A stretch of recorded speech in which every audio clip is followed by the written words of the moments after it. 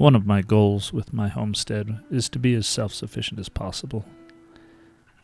So, even though I have power lines that go across the front of my property, I want to produce as much of my power as possible.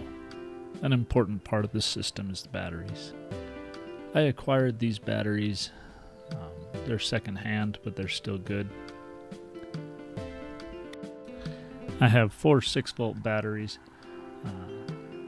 The problem is they're not like a car battery where you can just lift them up. They weigh about 400 pounds apiece, and although I received them in the vertical configuration, they actually need to be operated in the horizontal configuration. So trying to situate them so that I can use them is a major feat. It's not like I can just lift them up and put them where they need to go. For now, I'm just putting them on pallets so that I can put them underneath my cabin. It's way more batteries than my cabins need. One of my big concerns is that batteries don't do well if they're not continually charged. These haven't been charged since at least the beginning of the summer, so one of my goals is to get them up and operational, and then to put a solar charger on them so that they get a trickle charge while I'm gone. Hopefully I can charge them up with the generator, top them off before we leave, and then hit them with the solar charger so they stay in good shape. My friend lent me his skid steer.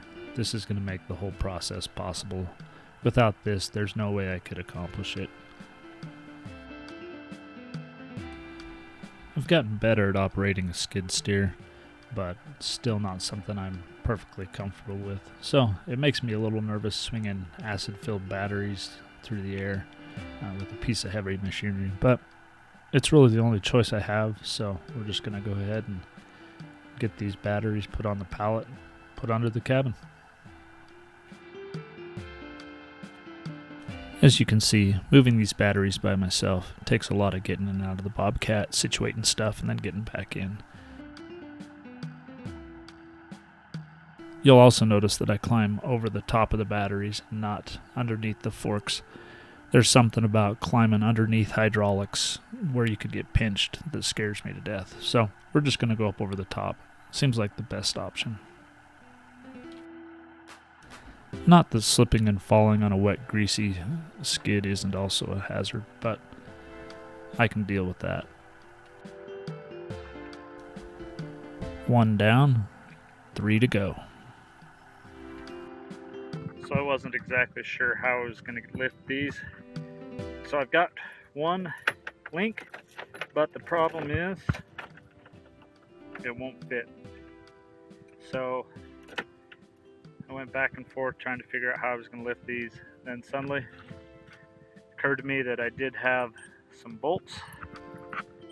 All you do, go through, washer,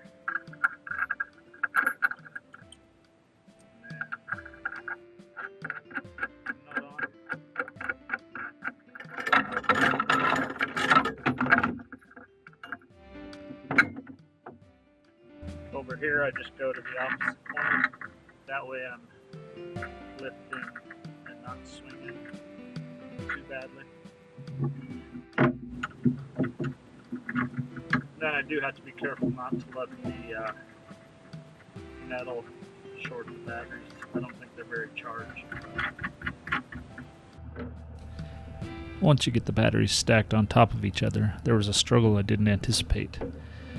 The little lips on the edges of the battery really made it difficult to stack them exactly on top of each other.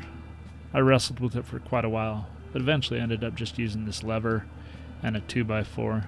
Used the lever to get the 2x4 under there, and then the 2x4 kept it up high enough that I could get those lips on top of each other. Next, I just put a bolt through each side just to keep everything in place. I pulled the third battery out of the pallet and then used my pry bar just so I could tip over the fourth battery without it crashing on top of the pallet. I only had the one blue pallet and then the pallet that the batteries came in. I decided to pull the sides off of that pallet. However, It really helps if you remember to loosen the ratchet strap before you try and take the sides off. With the sides removed, we're now ready to stack the last battery.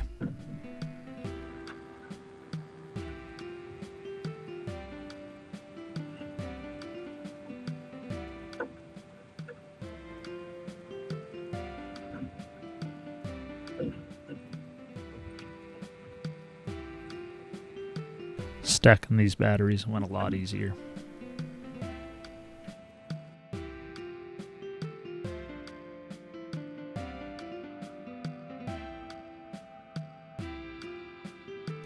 Now it's just a matter of using the bobcat to stick the batteries underneath the cabin where they'll be protected from the weather.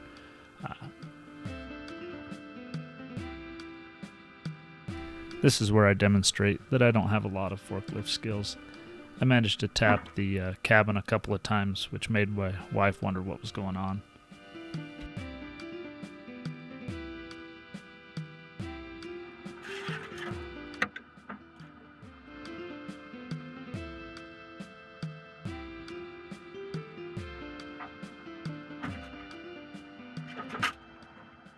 Right here I almost severed my solar power cord, which would have been bad, but managed to work around it.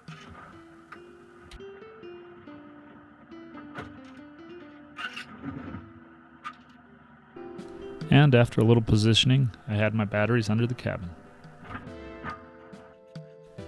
My wife was headed to town to get the bolts that I needed for the batteries.